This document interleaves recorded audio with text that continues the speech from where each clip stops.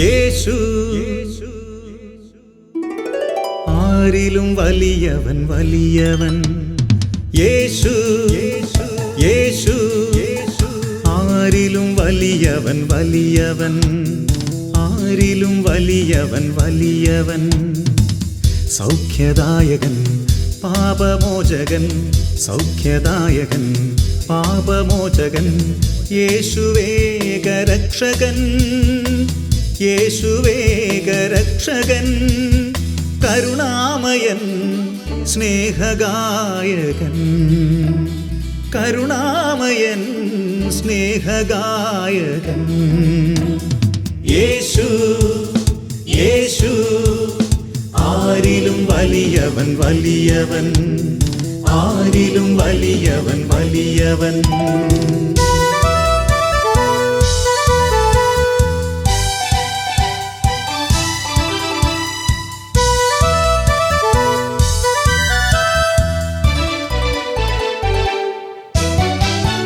അത്ഭുതങ്ങളുടെ രാജാവ്, വിടുതലിൻ്റെ ആത്മാവ്.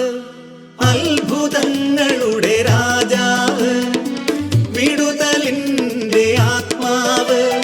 ദുഃഖവും ഭയവും നിരാശയും എല്ലാം വിട്ടുപോകും.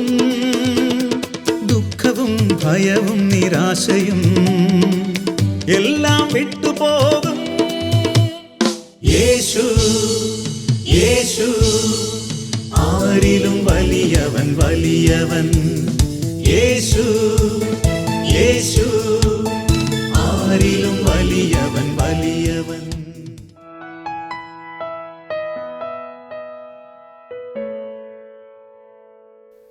യേശുവിൽ പ്രിയപ്പെട്ടവരെ, എല്ലാവരെയും വലിയ സ്നേഹത്തോടെ ഈ വചന ശുശ്രൂഷയിലേക്ക് സ്വാഗതം ചെയ്യുന്നു. നമ്മളെ ഉള്ളം കൈയിൽ പരിപാലിക്കുന്ന കർത്താവിൻ്റെ സ്നേഹത്തെ ഓർത്ത് നമുക്ക് നന്ദി പറയാം. നമുക്ക് വേണ്ടി അത്ഭുതങ്ങൾ ചെയ്യുന്ന ദൈവം, ചെങ്കടൽപ്പുഴത്ത് ദൈവജനത്തെ നയിച്ച ആ കർത്താവ് നമ്മുടെ പ്രതിസന്ധികളിൽ നമ്മളെ വഴി നടത്തിക്കൊണ്ടിരിക്കുക. പ്രതിസന്ധികൾ ഒന്നും പ്രതിസന്ധികളല്ല, പ്രശ്നങ്ങളൊന്നും പ്രശ്നങ്ങളല്ല. പകർച്ചവ്യാധിയോ രോഗങ്ങളോ ദുരിതങ്ങളോ കഷ്ടപ്പാടുകളോ കടബാധ്യതകളോ തകർച്ചകളോ എന്തുമാവട്ടെ, അതിൽ നിന്ന് കർത്താവ് നമ്മളെ വിടുവിക്കും. കർത്താവ് നമ്മളെ മോചിപ്പിക്കും. നമ്മുടെ എല്ലാ സങ്കടങ്ങളും എല്ലാ വേദനകളും കർത്താവ് ഏറ്റെടുക്കും. തോബിത്തിൻ്റെ പുസ്തകത്തിലെ 7-ാം അധ്യായത്തിൻ്റെ 17-ാമത്തെ വചനം ഇങ്ങനെ പറയുന്നു: കുഞ്ഞെ, ധൈര്യമായിട്ടിരിക്കുക. സ്വർഗത്തിൻ്റെയും ഭൂമിയുടെയും കർത്താവ് നിന്റെ ദുഃഖം അകറ്റി സന്തോഷമേകും. ധൈര്യം അവലംബിക്കുക. കർത്താവ് പറയുക, കുഞ്ഞെ, നീ ധൈര്യമായിട്ടിരിക്കുക. നമ്മളെല്ലാവരും ദൈവത്തിൻ്റെ കുഞ്ഞാ. കർത്താവ് നോക്കുമ്പോൾ നമ്മളൊക്കെ കുഞ്ഞുങ്ങളാ. കുഞ്ഞെ, നീ ധൈര്യമായിട്ടിരിക്കുക. രോഗമായിരിക്കാം, വൈദ്യശാസ്ത്രം കൈവിട്ട അവസ്ഥയായിരിക്കാം, കടബാധ്യത എല്ലാം വിറ്റാലും കടം തീരത്തില്ലാത്ത അവസ്ഥയായിരിക്കാം, എല്ലാ വഴിയും തീർന്നു എന്ന് ചിന്തിക്കുന്ന അവസ്ഥയായിരിക്കാം. കർത്താവ് പറയുകയാണ്, കുഞ്ഞേ, ധൈര്യമായിട്ടിരിക്കുക. ഹല്ലേലൂയ. സ്വർഗത്തിൻ്റെയും ഭൂമിയുടെയും കർത്താവ് നിന്റെ ദുഃഖമകറ്റി സന്തോഷമേകും. സ്വർഗത്തിൻ്റെയും ഭൂമിയുടെയും കർത്താവ് നിന്റെ ദുഃഖമകറ്റി നിനക്ക് സന്തോഷം നൽകും.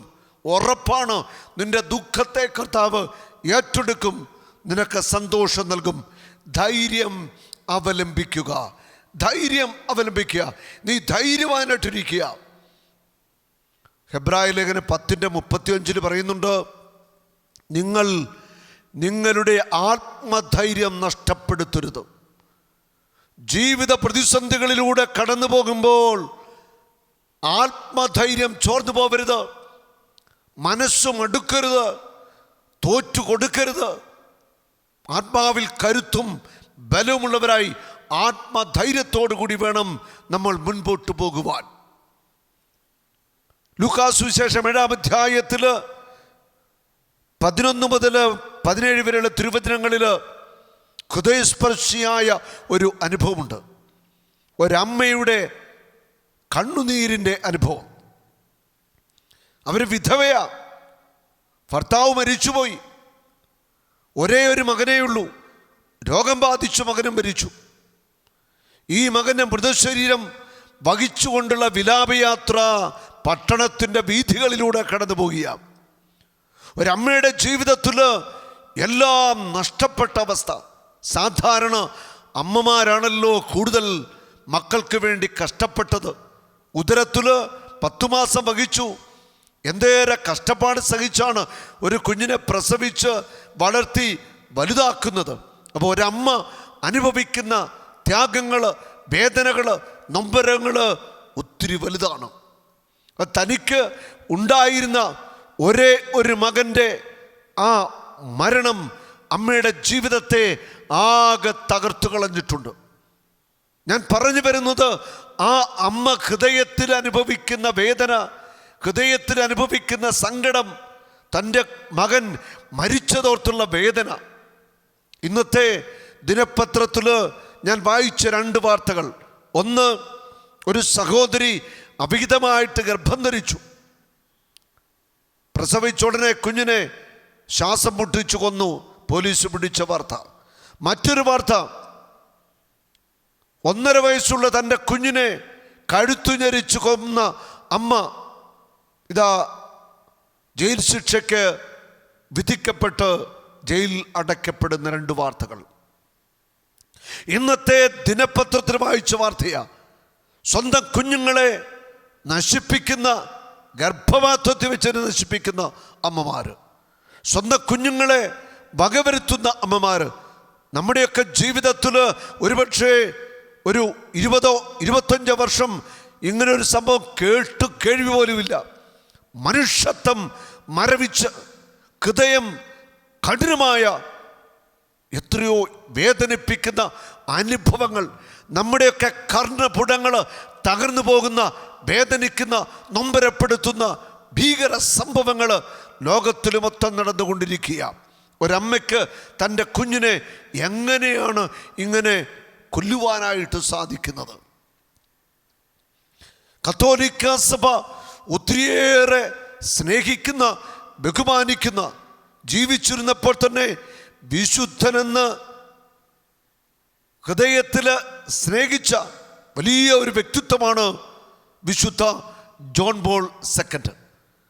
പോളണ്ട് എന്ന രാജ്യം കമ്മ്യൂണിസ്റ്റ് ഭരണത്തിൻ്റെ ആധിപത്യത്തിലായിരിക്കുന്ന കാലഘട്ടത്തിൽ ഒത്തിരിയേറെ ഞെരുക്കങ്ങളിലൂടെ ക്രൈസ്തവ സമൂഹം കടന്നു പോകുന്നൊരു കാലഘട്ടത്തിൽ ജോൺ പോളിൻ്റെ ജനനം. ജോൺ പോളിൻ്റെ അമ്മയുടെ ജീവിതത്തെക്കുറിച്ച് ഞാനൊന്ന് പങ്കുവയ്ക്കുകയാണ്. ജോൺ പോളിനെ അമ്മ ഗർഭത്തിൽ വഹിക്കുന്ന കാലം, ഈ അമ്മയ്ക്ക് ശ്വാസകോശത്തിനും ഹാർട്ടിനുമൊക്കെ രോഗം ബാധിക്കുക. നിരന്തരമായിട്ടുള്ള പലവിധ രോഗങ്ങളാൽ ഈ അമ്മ ഹോസ്പിറ്റലിലായി. ഡോക്ടേഴ്സ് പറഞ്ഞു ഈ അമ്മയ്ക്ക് മരണത്തിൻ്റെ സാധ്യതയുണ്ട്. പ്രത്യേകിച്ച് ശ്വാസകോശ സംബന്ധമായ രോഗം കൂടിക്കൊണ്ടിരിക്കുകയാണ്. ജോൺ പോളിൻ്റെ അമ്മയും അപ്പനും കൂടെ പ്രാർത്ഥിച്ച് ആലോചിച്ചു. അവർ തീരുമാനമെടുത്തു, ഒരിക്കലും ഈ കുഞ്ഞിനെ അബോർഷൻ ചെയ്യുകയില്ല, ഈ കുഞ്ഞിനെ നശിപ്പിക്കത്തില്ല. വളരെ ഹൃദയസ്പർശിയായ ഒരനുഭവത്തിലൂടെ ദൈവം അവരെ നയിക്കുകയാണ്. ഈ അമ്മ ഒത്തിരിയേറെ കഷ്ടതയിലൂടെയാണ് ജോൺ പോളിൻ്റെ ആ ഗർഭകാലഘട്ടത്തിൽ കടന്നുപോയത്. പ്രസവ സമയത്തിന് ആയ സമയം ഹോസ്പിറ്റലായിരിക്കുമ്പോൾ അടുത്തുണ്ടായിരുന്ന നേഴ്സിനോട് പറഞ്ഞു, ആ മുറിയുടെ ജനാലകൾ തുറന്നിടുക, അടുത്ത് ദേവാലയമുണ്ട്. ദേവാലയത്തിൽ നിന്ന് പള്ളിമണികൾ ഉയരുന്നത്, ദേവാലയത്തിൽ പാടുന്ന പാട്ടുകളൊക്കെ ഇവിടെ കേൾക്കുവാനായിട്ട് സാധിക്കും. ഈ അമ്മ ഇപ്രകാരം പറഞ്ഞു, ജനലുകൾ തുറന്നിടുക, ദേവാലയത്തിൽ ഉയരുന്ന ആ ഗാനത്തിൻ്റെ ഈരടികൾ കേട്ടുകൊണ്ട് എൻ്റെ കുഞ്ഞു പിറക്കട്ടെ. അപ്പോൾ ദേവാലയത്തിൽ നിന്ന് ഉയരുന്നത് പരിശുദ്ധ അമ്മയുടെ ലുത്തിനിയായുടെ മനോഹരമായ പാട്ടാണ്. ആ പാട്ട് കേട്ടുകൊണ്ട് ജോൺ പോൾ ഈ ഭൂമിയിൽ പിറന്നു വിടുന്നത്. ബാല്യത്തിൽ ജോൺ പോളിനെ മാതാപിതാക്കൾ സ്നേഹത്തോടെ വിളിച്ചിരുന്നത് ലോലക് എന്നായിരുന്നു. ഈ കുഞ്ഞിനെ പ്രസവിച്ചതിന് ശേഷം 9 വർഷക്കാലമേ ഈ അമ്മ ജീവിച്ചിരുന്നുള്ളൂ. രോഗിയായിട്ടാണ് ജീവിച്ചത്. കരളിനും ശ്വാസകോശത്തിനും രോഗം ബാധിച്ച് അങ്ങനെ സാവധാനം ഈ അമ്മ ലോലക്കിന് 9 വയസ്സുള്ളപ്പോൾ സ്വർഗത്തിലേക്ക് യാത്രയായി. പിന്നീട് ഈ കുഞ്ഞിനെ വളർത്തി വലുതാക്കുന്നത് ജോൺ പോളിൻ്റെ പിതാവായിരുന്നു. അദ്ദേഹം വലിയ ദൈവഭക്തനായിരുന്നു. അദ്ദേഹമാണ് ഈ കുഞ്ഞിനെ പിന്നീട് നയിച്ചത്, വളർത്തിയത്. വളരെ കുഞ്ഞു പ്രായത്തിൽ തന്നെ വലിയ ഒരു ആത്മീയ ചൈതന്യം ആ കുഞ്ഞിൻ്റെ മേലെ ഉണ്ടായിരുന്നു. പ്രാർത്ഥനയിൽ, അത്താര ശുശ്രൂഷയിൽ അങ്ങനെയൊക്കെ ആ കുഞ്ഞ് വളർന്നു. നമുക്കറിയാം ഈ കുഞ്ഞിൻ്റെ യൗവനത്തിൻ്റെ കാലഘട്ടം, ജോൺ പോളിൻ്റെ യൗവനത്തിൻ്റെ കാലഘട്ടമൊക്കെ ഒത്തിരിയേറെ സഹനങ്ങളായിരുന്നു. കനിത്തൊഴിലാളിയായി ജീവിച്ചു. ഒത്തിരിയേറെ കഷ്ടപ്പാടിലൂടെ കടന്നുപോയി. ഒത്തിരി ദുരിതങ്ങളിലൂടെ ജീവിക്കാൻ വേണ്ടി കൂലിപ്പണി വരെ ചെയ്തു. അങ്ങനെയൊക്കെയാണ് കഷ്ടപ്പെട്ട് പഠിച്ച് പിന്നീട് സെമിനാരിൽ ചേർന്ന് പുരോഹിതനായി, മെത്രാനായി. 1978 ഒക്ടോബർ 16 ഈ ജോൺ പോള് ബിഷപ്പല്ല, മാർപ്പാപ്പയായിട്ട് ഉയർത്തപ്പെടുക. 264 മാർപ്പാപ്പയായി ജോൺ പോൾ വരികയാണ്. ഹല്ലേലൂയ. ജോൺ പോൾ സെക്കൻഡ് എന്ന പേര് സ്വീകരിച്ചുകൊണ്ട് സഭയെ നയിച്ചു അദ്ദേഹം. ഞാൻ പറഞ്ഞത് ആ അമ്മയുടെ ത്യാഗം, ആ അമ്മയുടെ ആ ഒരു സഹനം, അമ്മ ഏറ്റുവാങ്ങിയ ആ ജീവിത അനുഭവങ്ങൾ, അമ്മയുടെ പ്രാർത്ഥന, അതിനുശേഷം അമ്മയുടെ മരണത്തിനു ശേഷം അപ്പൻ വലിയ ദൈവഭക്തിയിലാണ് ഈ കുഞ്ഞിനെ വളർത്തി. വലിയ ദൈവഭക്തനായിരുന്നു ആ പിതാവ്. അവിടെ ഒരു കുടുംബത്തിൻ്റെ പശ്ചാത്തലത്തിൽ ഇത്രമാത്രം ദൈവഭക്തിയിൽ വളരെ ബാല്യത്തിലേ വളർന്നു. ഈ അമ്മ ആ കുഞ്ഞിന് വേണ്ടി ജീവൻ ബലിയായിട്ട് കൊടുത്തു. ഓരോ അമ്മമാരും കുഞ്ഞുങ്ങൾക്ക് വേണ്ടി ജീവൻ കൊടുത്തുകൊണ്ടിരിക്കുക. ഒരേ ഒരു മകൻ്റെ മരണത്തിൽ വേദനിച്ചുകൊണ്ട് കടന്നു വരുന്ന ഒരമ്മ, അവളെ കണ്ട് മനസ്സലിഞ്ഞ് യേശു ഇപ്രകാരം പറയുക, മകളെ നീ കരയേണ്ട. എന്നിട്ടോ ആ മകനെ ഉയർപ്പിച്ചു. ശവമഞ്ചത്തിൽ കിടന്ന ആ ശരീരം ഉയർപ്പിച്ചു ജീവനോടെ അമ്മയുടെ കൈകളിലേക്ക് ഏൽപ്പിച്ചു കൊടുക്കുക. ലൂക്ക 7:15 യേശു അവനെ അമ്മയ്ക്ക് ഏൽപ്പിച്ചു കൊടുത്തു. യേശു അവനെ അമ്മയ്ക്ക് ഏൽപ്പിച്ചു കൊടുത്തു.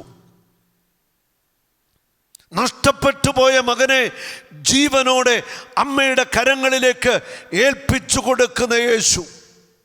ഓരോ ജീവനും ദൈവത്തിൻ്റെ മുൻപിൽ വിലയുണ്ട്. നമുക്കറിയാം, ഏതാനും വർഷങ്ങളായിട്ട് ലോകമെമ്പാടും നടക്കുന്ന അബോർഷനുകൾ, ഒരു വർഷം ഏതാണ്ട് 5 കോടിയിലേറെ കുഞ്ഞുങ്ങൾ അബോർഷനിൽ കൊല്ലപ്പെടുന്നുവെന്നാണ് കണക്ക്. ലോകമെമ്പാടും കുഞ്ഞുങ്ങൾ വധിക്കപ്പെടുന്നു.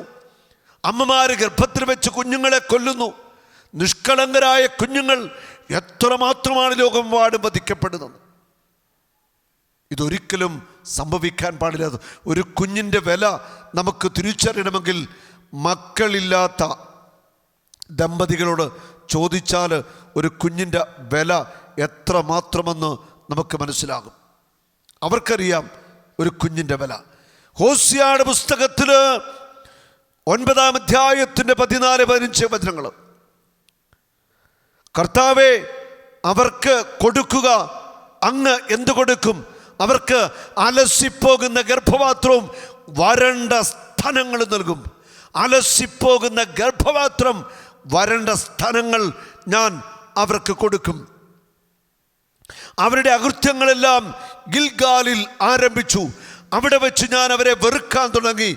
അവരുടെ അകൃത്യങ്ങൾ നിമിത്തം എൻ്റെ ഭവനത്തിൽ നിന്ന് അവരെ ഞാൻ ആട്ടിപ്പുറത്താക്കും. ഞാൻ അവരെ മേലിൽ സ്നേഹിക്കുകയില്ല.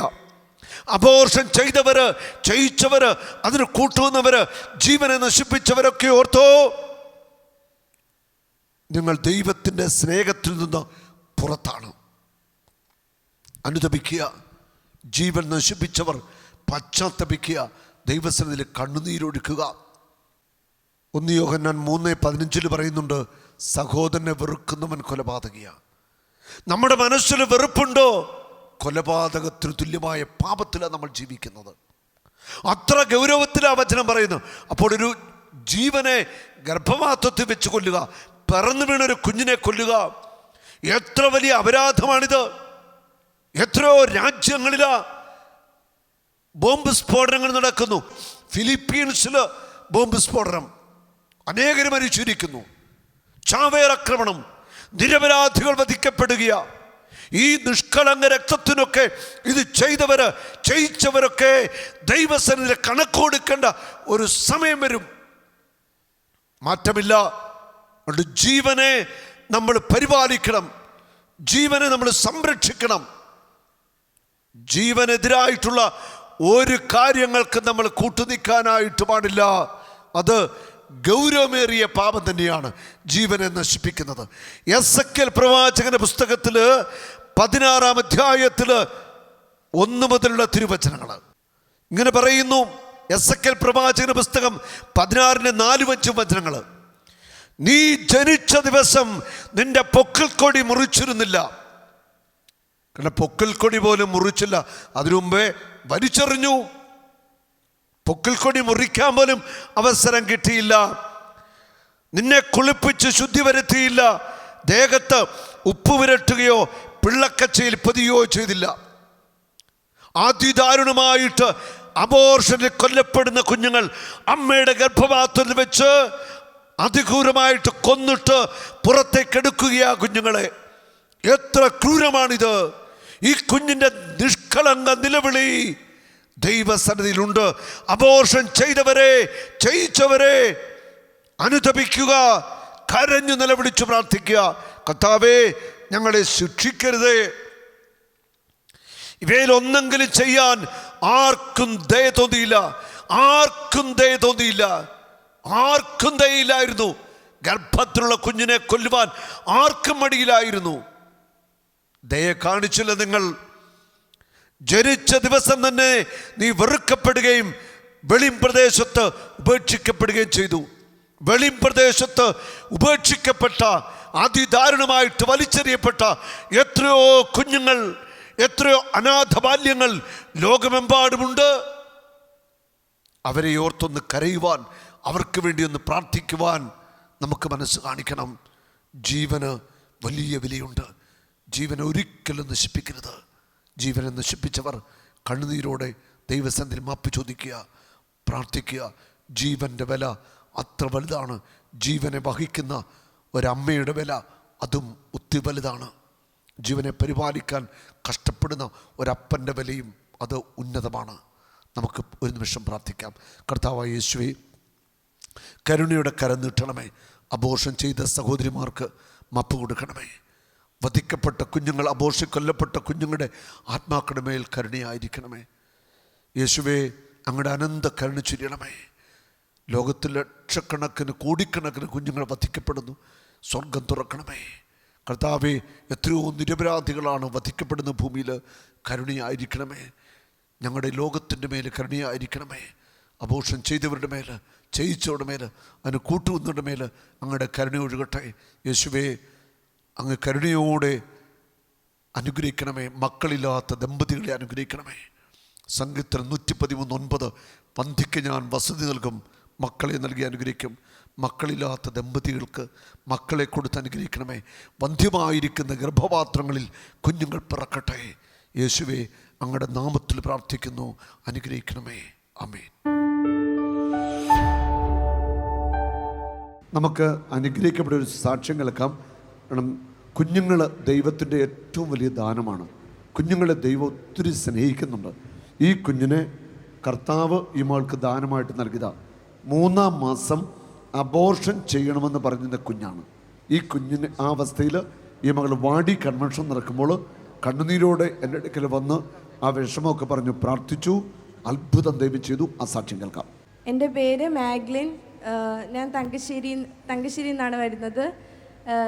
ഞാൻ പ്രഗ്നൻ്റ് ആയിരുന്ന സമയത്ത് 3-ാം മാസത്തെ സ്കാനിങ്ങിൽ നമുക്ക് എന്തെങ്കിലും കുഞ്ഞുങ്ങൾക്ക് പ്രശ്നമുണ്ടെങ്കിൽ അങ്ങനത്തെ ഒരു സ്കാനിങ് ഉണ്ട്.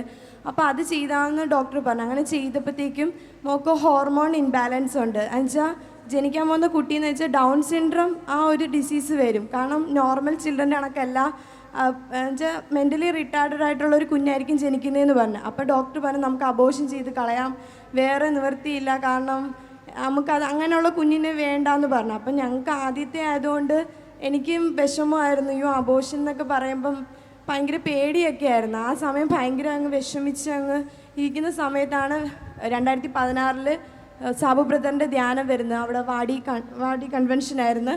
അപ്പോൾ അവിടെ 5 ദിവസം അപ്പോൾ ധ്യാനത്തിൻ്റെ സമയമായിരുന്നു. അപ്പം ഞാൻ പറഞ്ഞ് ഡോക്ടർ ഞങ്ങൾ ധ്യാനമൊക്കെ കൂടിയിട്ട് വരാമെന്ന് പറഞ്ഞു. അപ്പോൾ ഡോക്ടർ പറഞ്ഞു ശരി ഓക്കെ എന്ന് പറഞ്ഞു. അങ്ങനെ ആ ധ്യാനത്തിൽ എനിക്ക് ബ്രദറിനെ കാണാൻ പറ്റിയില്ല. പക്ഷേ ബ്രദറിനെ കാണാൻ വേണ്ടി ഓരോ സമയം വരിയിൽ നിൽക്കുമ്പോഴും ഇപ്പോൾ ബ്രദറിന് തിരക്കായതുകൊണ്ട് ഇങ്ങനെ എല്ലാവരും പ്രാർത്ഥിച്ച് പോകും. അപ്പം ഞാൻ പ്രഗ്നൻ്റ് ആയി നിൽക്കുന്ന ബ്രദറിനെ അറിയത്തില്ലല്ലോ. അപ്പം ഞാൻ അവിടെ നിന്നിങ്ങനെ വിഷമിച്ചിരുന്നായിരുന്നു. അപ്പം ബ്രദർ എൻ്റെ തലയിൽ കൈ തൊട്ടിട്ട് മോളിപ്പോൾ എന്ത് സങ്കടമാണ് അനുഭവിക്കുന്നത്, അത് മാറിപ്പോകുമെന്ന് അങ്ങ് പറഞ്ഞു. അത് മാത്രമേ പറഞ്ഞോളൂ. പിന്നീട് ഞാൻ ആ ധ്യാനം കഴിഞ്ഞ് സ്കാൻ ചെയ്ത് റിസൾട്ട് വന്നപ്പോൾ ഡോക്ടറിന് ഭയങ്കര അതിശയമായിരുന്നു. കാരണം 90% മോൾക്ക് ഡൗൺ സിൻഡ്രോം വരുമെന്ന് പറഞ്ഞത് ഇപ്പോൾ ഒന്നുമില്ല, ഒരു പ്രോബ്ലം ഇല്ല, ഇനി മുന്നോട്ട് പോകാമെന്ന് പറഞ്ഞു. ഇനി ധൈര്യമായിട്ട് മുന്നോട്ട് പോകാൻ പറഞ്ഞു. ഈ ഒരു അത്ഭുതം കാണിച്ച എൻ്റെ ഈശോയ്ക്ക് 1000 നന്ദി. ഈശോയെ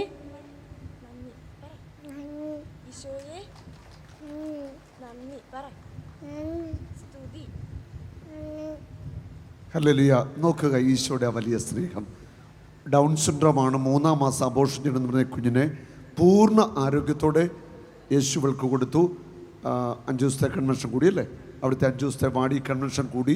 യേശുവാണ് ഈ കുഞ്ഞിനെ അനുഗ്രഹിച്ചത്, ഈ മകളെ തൊട്ടത്. എല്ലാ മഹത്വവും യേശുവിന്. നമുക്കത് കൈയുത്തി പിടിച്ച് അനുഗ്രഹിച്ച് പ്രാർത്ഥിക്കാം. ഈ കുഞ്ഞൊരു അനുഗ്രഹമാവട്ടെ. യേശുവേ നന്ദി, യേശുവേ സ്തുതി, യേശുവേ നന്ദി, യേശുവേ നന്ദി, യേശുവേ സ്തുതി. ആമേൻ. യേശുവേ യേശുവേ നീ മാത്രം ഉന്നതൻ. യേശുവേ യേശുവേ നീ മാത്രം രക്ഷകൻ.